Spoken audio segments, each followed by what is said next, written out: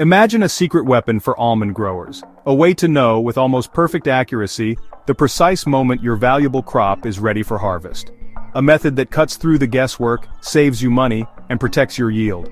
What if that secret weapon was invisible to the naked eye, hidden in the very light reflecting off your trees?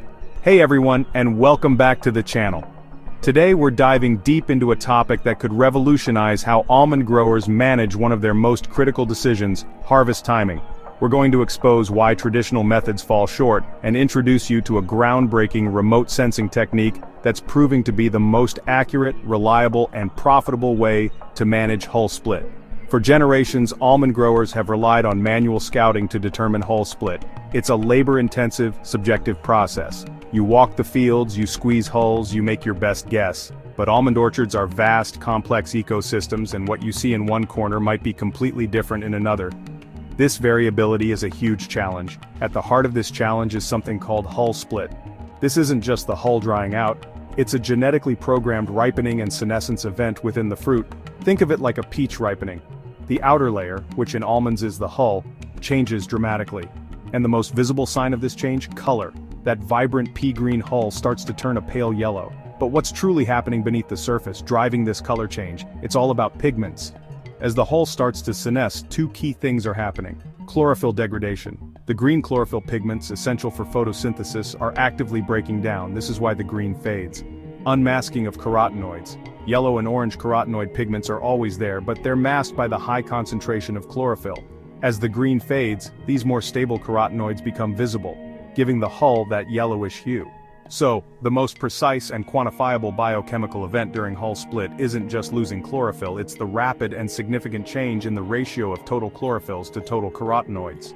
This ratio is the definitive marker. It's a highly sensitive and specific signal that distinguishes natural programmed ripening from, say, stress-induced yellowing. And if we can measure this ratio directly, we can accurately pinpoint hull split. This brings us to the exciting world of remote sensing. We can use specialized cameras, often mounted on drones, to capture light reflected from the orchard. By analyzing this reflected light, we can calculate what are called spectral indices. These indices are like numerical fingerprints that tell us about the physiological state of the plants. For almond hull split, two advanced indices have been at the forefront: the Normalized Difference Red Edge Index, or NDRE, and the Structure Insensitive Pigment Index 2, or SIPI2. Let's start with NDRE. This is a powerful and widely used index in agriculture. It's calculated using near-infrared and red-edge light, which allows it to penetrate dense canopies better than older indices like NDVI. NDRE is excellent for measuring the total chlorophyll content of the canopy, giving growers insights into overall plant vigor and nitrogen status. If your NDRE values are high, your crop is generally healthy and green. But here's the critical flaw when it comes to almond hull split. NDRE tracks a symptom of senescence chlorophyll decline, and that symptom isn't unique. A drop in NDRE can also signify stress from nitrogen deficiency, or crucially for almonds' water deficits. You see, almond growers commonly employ a strategy called regulated deficit irrigation, or RDI, during the hull split period. They intentionally reduce water to mildly stress the trees. This helps promote a more uniform and slightly earlier hull split, making harvest easier and reducing the risk of hull rot. But here's the catch. Water stress also reduces chlorophyll. So imagine you're looking at an NDRE map of your orchard. You see values dropping. Is that because your RDI strategy is working perfectly, inducing beneficial stress? Or is it because your hulls are splitting rapidly? The signals are hopelessly entangled. You can't tell the difference. This ambiguity makes NDRE an unreliable tool for the precise, data-driven harvest timing decisions that growers need. You could harvest too early, affecting nut quality, or too late, increasing pest risk. Now let's introduce SIPI2, the hero of our story. The SIPI family of indices was developed with a far more specific purpose: to maximize sensitivity to the ratio of carotenoids to chlorophyll, while minimizing the influence of confounding factors like canopy structure. SIPI2 uses a different combination of light bands, near-infrared, green and red. This formulation specifically leverages the differential changes in green and red light reflectance as the pigment composition shifts. As chlorophyll degrades, red reflectance increases and the unmasking of carotenoids influences green reflectance. The result? A value that directly correlates with the carotenoid-to-chlorophyll ratio. Why is this so powerful? because SIPI2's focus on the ratio of pigments rather than just the absolute amount of chlorophyll makes it incredibly robust. While severe water stress can impact both chlorophyll and carotenoids, the unique signature of senescence is when chlorophyll declines much faster than carotenoids. An increasing SIPI2 value gives you a clear, unambiguous signal that senescence is happening. It's far less likely to be mimicked by general water or nutrient stress alone. Plus, SIPI2 was designed to be structure insensitive. This means it's less affected by variations in canopy density, leaf layering, and tree size, which is a huge advantage in diverse almond orchards.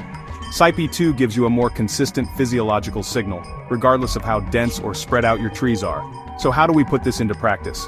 The key is high-resolution drone-based data acquisition. While satellites offer broad coverage, their resolution often isn't enough for the detailed insights needed for orchard management. A single satellite pixel might cover multiple trees, soil, and cover crops, blurring the vital signal. Drones, equipped with multispectral sensors, can capture imagery with centimeter-level detail. This allows for clear delineation of individual tree crowns, even sunlit and shaded areas.